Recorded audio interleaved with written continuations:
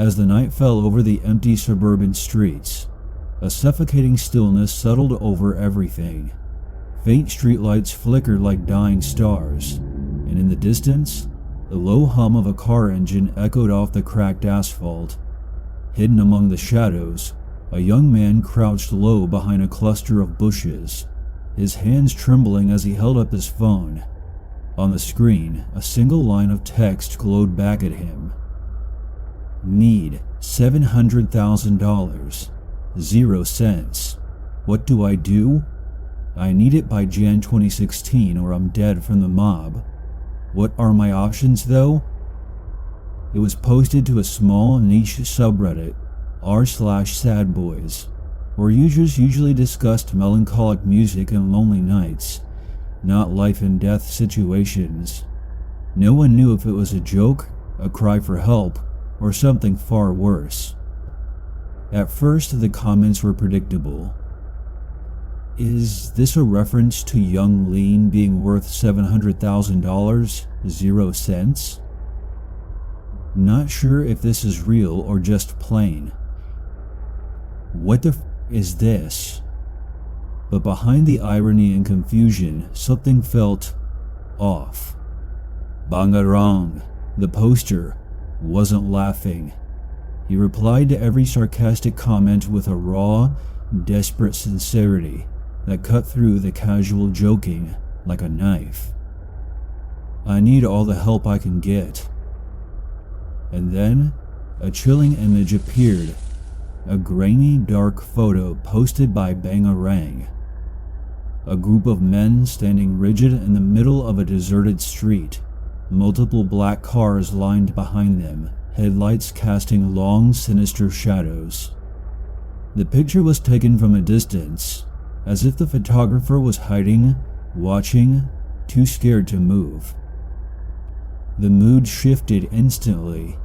The laughter died. Something real, something terrifying, was unfolding. It took only minutes for users to demand answers, and Bangarang, as if finally letting the dam break, began typing furiously. I was involved in a fight. An 18Y/O kid got killed. I was on drugs. Had a bad temper. He confessed to a violent past. A street brawl gone wrong. A gun pulled. A life lost. Though he hadn't fired the fatal shot, he was there, charged with assault, violation of probation, and harboring a darkness he could never shake. And now, that past had caught up with him. Old debts, old enemies, people who didn't forget, people who didn't forgive. The mob, he said, wanted restitution, $700,000, or his life. One user, perhaps out of panic or misplaced cruelty, suggested, "Why don't you just jump off a bridge and shoot yourself while falling?" It should have ended there. It was the kind of horrible joke you see too often online. But Bangarang's reply froze everyone. "Think they'll get to me before I can make any moves."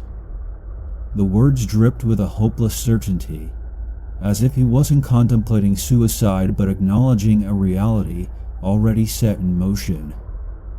Users scrambled to offer real advice. One suggested running, faking his death, disappearing across multiple cities. Another told him to walk into a police station, tell them everything, beg for protection.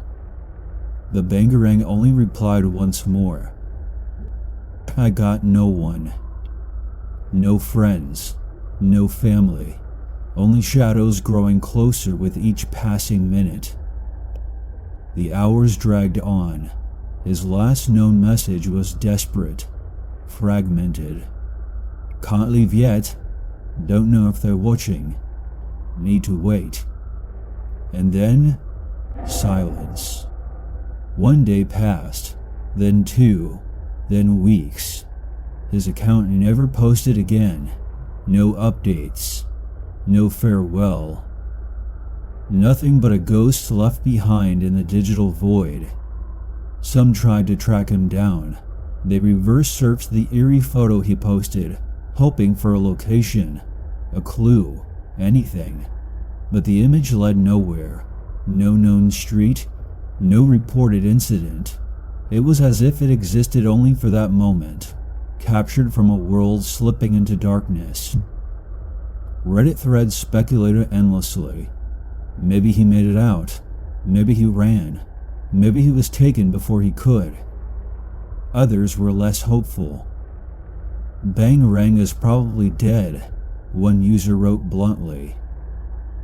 You don't post something like that unless you know the clock is already running out. But in the end, no one really knew, and that's what made it worse. The story didn't have an ending. No body, no news report. No way to confirm if he was another lost soul or just another internet hoax that spiraled too far. Just a single post, floating endlessly through cyberspace. Need $700,000. 0 cents. What do I do? And somewhere, maybe in a dark, forgotten corner of the world, the men from the photograph still wait. Engines idling, headlights burning, waiting for someone who never had a chance.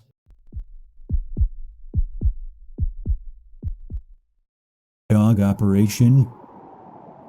The sun dipped low behind the suburban rooftops, casting long shadows over manicured lawns and white picket fences.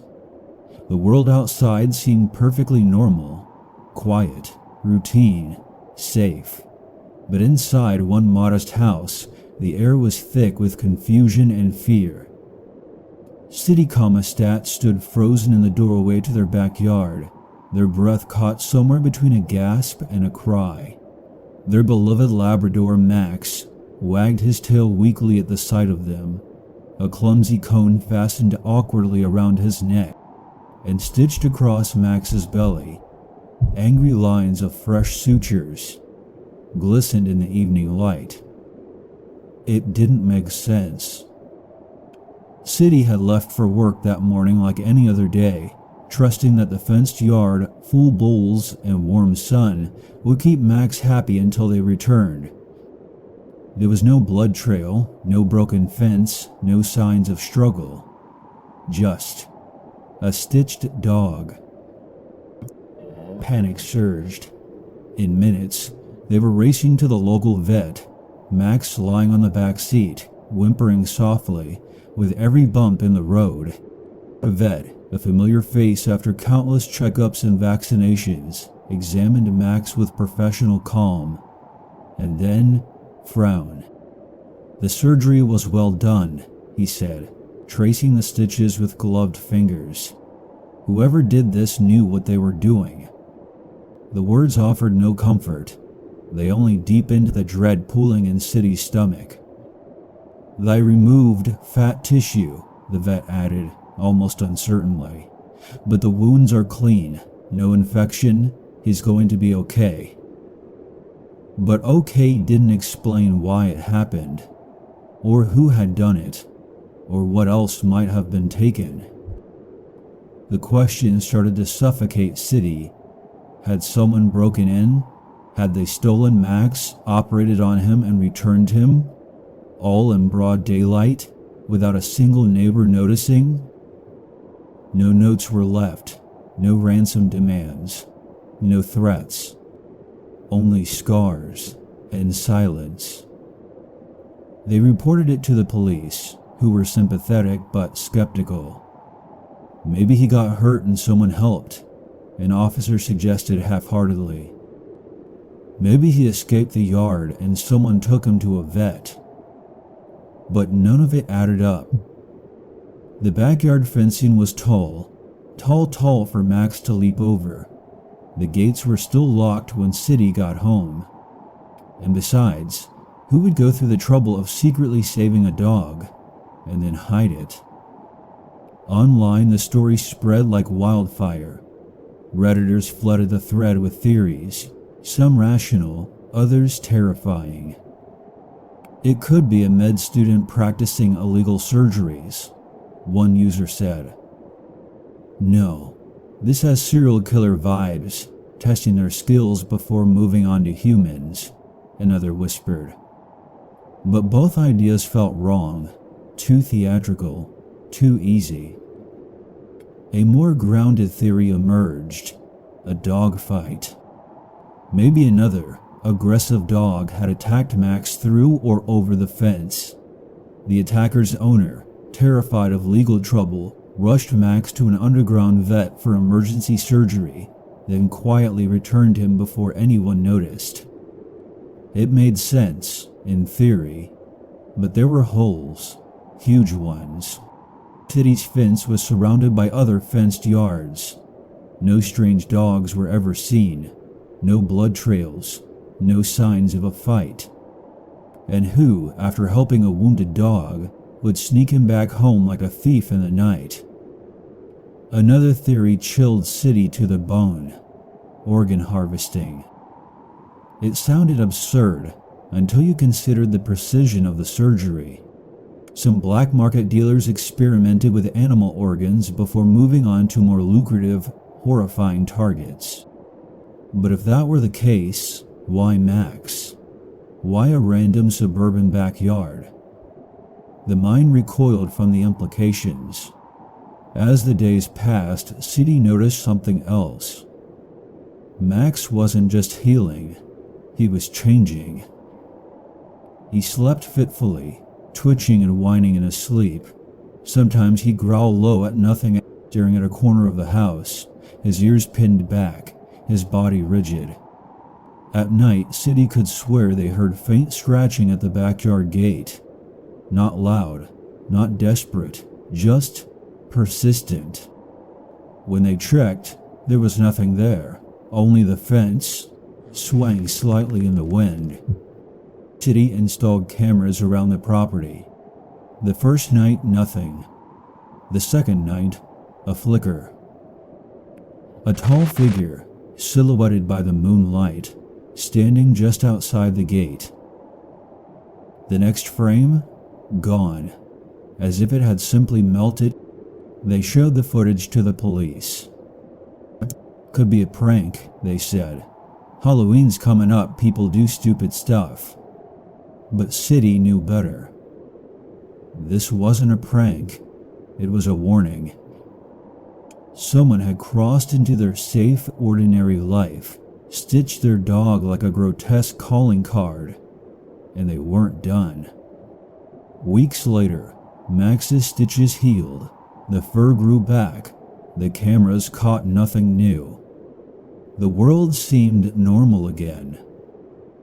But some nights, long after midnight, City would still wake to Max sitting by the back door, staring out into the blackness, his ears pricked, his body tense. And sometimes, faintly, City thought they heard it too, soft, rhythmic scratching. Waiting, promising.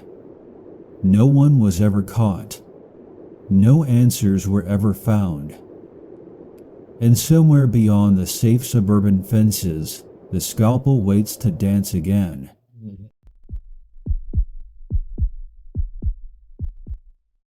Fraudulent nurse.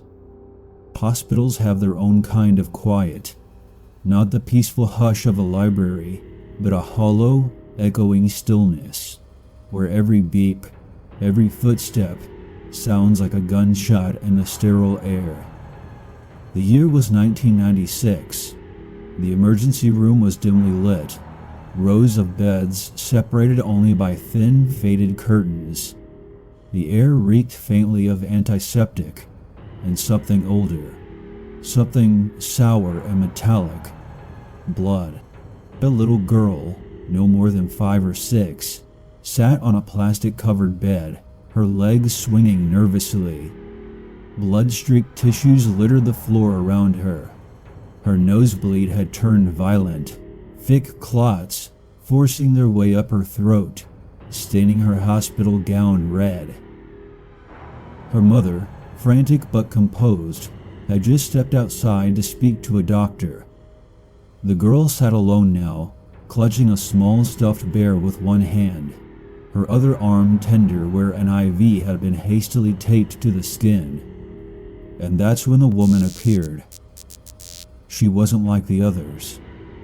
The real nurses wore clean, solid-colored scrubs, their hair tucked neatly back, their movements brisk and professional.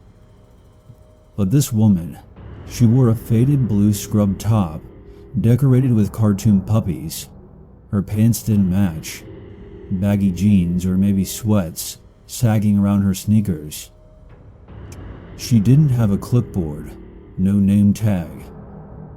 Only a wide, nervous smile and a handful of medical supplies stuffed into her scrub pockets. "Hi, sweetie," she chirped too brightly, pulling a rubber band tight around the... "We just need to take a little more blood, okay?" The girl nodded, too exhausted and too scared to question it. The woman's hands were cold. Her touch was clumsy, rough. One by one, she filled vial after vial with the girl's blood. 4, 5, 6. By the 7th, the girl felt dizzy, her head swimming. She squeezed the teddy bear tighter, trying to stay awake. Then, voices. Her mother's voice. A doctor's voice? Coming closer. The woman's expression twisted into something hard. Panicked. She yanked the needle out mid-draw, blood spilling down the girl's arm. Without so much as a bandage, she shoved the vials into her oversized pocket, staining the fabric dark, and bolted. She ran left, disappearing behind a curtain, just as the mother and doctor re-entered from the right. The doctor froze at the sight of the bleeding child. "What happened?" he barked. The girl, confused and woozy, pointed shakily toward where the woman had vanished. "A nurse took my blood." If a color drained from the doctor's face, "There's no nurse assigned to you yet," he whispered. And then, chaos. Staff flooded the hallways. Doors slammed. Shouts echoed down sterile corridors. Security scoured the building, but the woman was gone, like smoke through a broken window. No one recognized her. No one remembered her entering. And no trace of her or the stolen blood was ever found. The girl recovered physically. The nosebleed stopped. The dizziness faded. But the memory, that stayed. Years later, she would recount the story to her younger sister, who insisted she post it online, seeking answers from the endless, faceless masses of Reddit. And the theories came flooding in. Some suggested a kidnapping attempt interrupted midway. Others theorized organ harvesting, collecting DNA samples to track potential victims. A few offered more mundane, but no less chilling explanation. Maybe she was a drug addict looking to sell blood. Or someone needing a match for an illegal transfusion. But the most unsettling theory hit closer to home. "Are you adopted?" one user asked. The question lingered like a bad taste. Maybe, just maybe, the woman was a biological relative, desperate for a DNA sample forbidden from contact. Maybe that's why the girl's mother clammed up whenever asked about that night, why she refused to name the hospital, why she pretended it never happened. But the girl, now a grown woman, dismissed that idea. She had seen her birth certificate. She looked too much like her mother and sister to doubt her place in the family. No, the truth was likely even worse. Someone, a stranger, had managed to infiltrate a hospital, steal a child's blood, and vanish without a trace. And no one had ever been caught. Even more disturbing were the small, overlooked details. How the woman had all the right tools. Vials, tubing, a proper needle. How she knew the exact procedure, the right technique to draw blood without setting off alarms. How she slipped past the countless eyes of nurses, doctors, security guards, and patients. It wasn't random. It was practiced, which meant she had likely done it before. And perhaps she had done it again. Years passed. Hospitals upgraded their security, badges, cameras, biometrics, but the memory never left. Every time the woman visited a hospital, for herself, for loved ones, she scanned every face, every mismatched uniform, every stranger who lingered too long. Because once, long ago, in a dim and indifferent emergency room, she learned the terrifying truth. Sometimes the monsters don't lurk in the dark. Sometimes they walk among the wounded, wearing smiles, carrying needles, and they're still out there, waiting. Poisoned.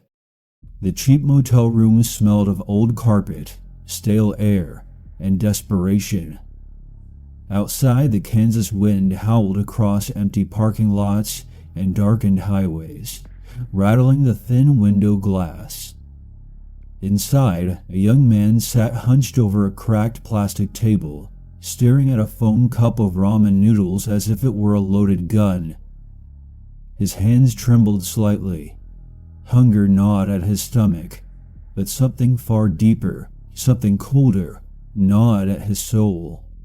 He picked up the cup, peeled back the torn foil, hesitated. And then he remembered the way his mother's voice had sounded over the phone the night before. Too cheerful, too insistent. "Don't forget to eat the noodles I packed for you." As if she needed to remind him, as if it mattered that much. The sick knot twisted in his gut. He set the cup down. Just days earlier, he'd finally broken free. Years of suffocating control, emotional manipulation, and whispered threats had ended when he packed his battered suitcase, scraped together what little savings he had, and boarded a Greyhound bus, bound for a new city and a new life. He had a job now, a real one, a software developer for the Kansas state government. Not glamorous, but enough to pay the bills, to build a future. He thought he was free. He thought wrong. It started small. A tightness in his chest after eating the first cup of ramen. A dizziness he couldn't shake. A faint bitter taste lingering on his tongue, metallic and wrong. At first he blamed the stress, the move, the cheap motel air, but the feeling grew worse. Shortness of breath, weakness, a throbbing headache that wouldn't go away, and a terrible creeping suspicion he dare not name. Late one night, after tossing and turning on the sagging motel bed, he pulled out his battered laptop and began searching. Symptoms of poisoning. Poisons that cause dizziness and weakness. Can someone poison you through food? The answers chilled him. Cyanide, arsenic, strychnine. Each worse than the last.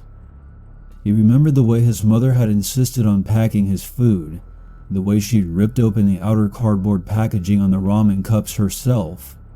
An unnecessary gesture, strange in hindsight. And he remembered something else. Years ago, after a bad illness, he'd felt the same tightness, the same dizziness, after eating food his sister had given him. And back then, he'd brushed it off as coincidence. Now, he wasn't so sure. Desperate, he found a website offering home cyanide testing kits. He ordered one, using what little cash he had left after paying for his motel room. Every hour waiting for the kit felt like a lifetime. He barely slept, barely ate. The second cup of noodles sat on the counter, untouched like a ticking time bomb. When the kit finally arrived, he worked with shaking hands. Following the instructions to the letter, he ran the test on the leftover noodles from the first cup. The results were almost immediate. A deep, unmistakable color change. Positive for cyanide.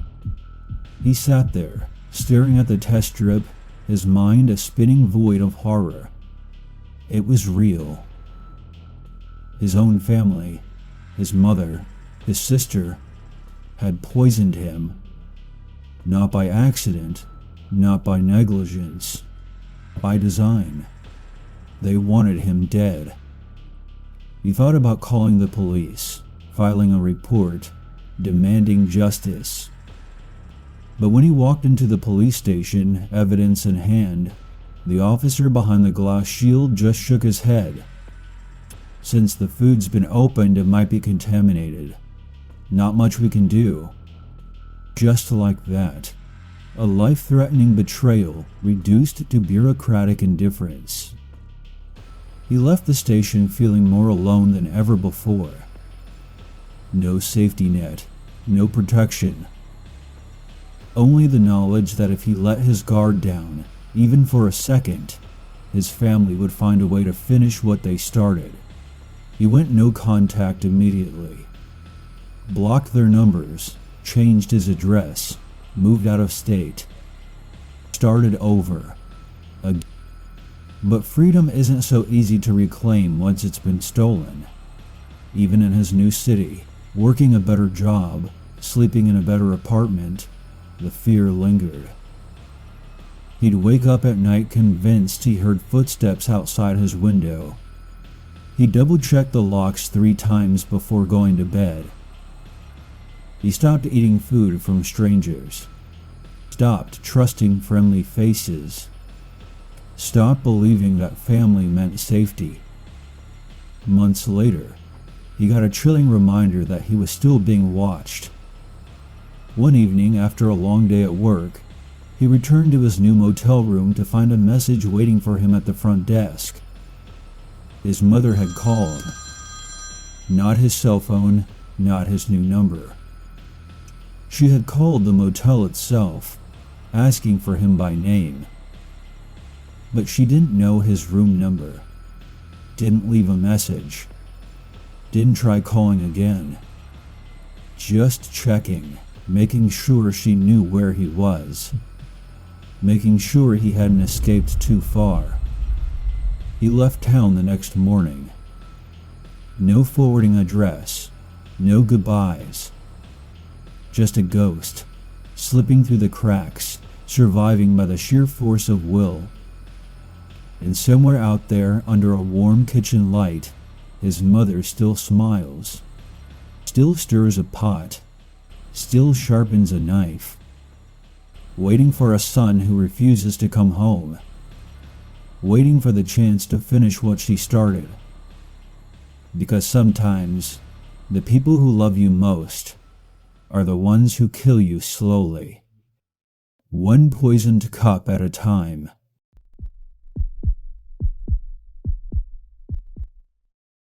Missing coworker. The lab was always cold. The kind of cold that seeped into your skin, into your bones, until you couldn't tell if you were shivering. Rows of machinery clattered and hummed under the sterile fluorescent lights. The smell of metal, plastic, and chemical cleaners filled every breath. It was just another endless shift in northern Ohio, until the day Ryan vanished. It happened on a Wednesday. At first, nobody noticed. 6 hours into their 10-hour shift, Ryan just... no word, no excuses, no sign of anger or frustration. He left his desk, his headphones, his backpack, even his half-eaten sandwich, and walked out the heavy steel door without looking back. The machines kept whirring, the clock kept ticking, and Ryan was gone. The supervisor mumbled something about him being sick of the long hours. Others joked that he'd finally snapped and walked out into the sunset. But something felt wrong. Deeply wrong. Ryan wasn't the type to leave his iPad behind, or his favorite book, its pages folded carefully to mark his place. He wasn't the type to leave without saying goodbye. And when the sun set and Ryan still hadn't returned, a thin sliver of fear began to wedge its way into the back of everyone's mind. The next day, his phone went straight to voicemail. By the second day, the police had been contacted. They spoke to his mother, a woman whose indifference was almost as unsettling as her words. "He's a drifter," she said casually. "Probably ran off with some girl." But those who knew Ryan, even casually, knew better. He was steady, quiet, a little lonely maybe, but reliable as sunrise. Something had happened. 3 days after his disappearance, a group text lit up 9 phones. Ryan's co-workers, some friends, and several numbers no one recognized. No message, no explanation. Only 3 photos. The first was a blurry image of a dirt road cutting through a dense, overgrown forest. The trees bent low over the path, their branches skeletal against a gray sky. The second photo showed an abandoned building, brick walls cracked and bleeding rust, windows gaping like shattered eyes.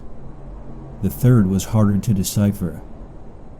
A staircase, crumbling and broken, disappearing downward into darkness, so complete it seemed to swallow the flash of the camera whole. There was no caption, no location tag, no sign of Ryan, only silence. Speculation exploded. Some said it was an ARG, an elaborate alternate reality game designed to lure curious players into the woods. Others were convinced it was a cry for help. "Look at the photos," one user posted, zooming in on the last one.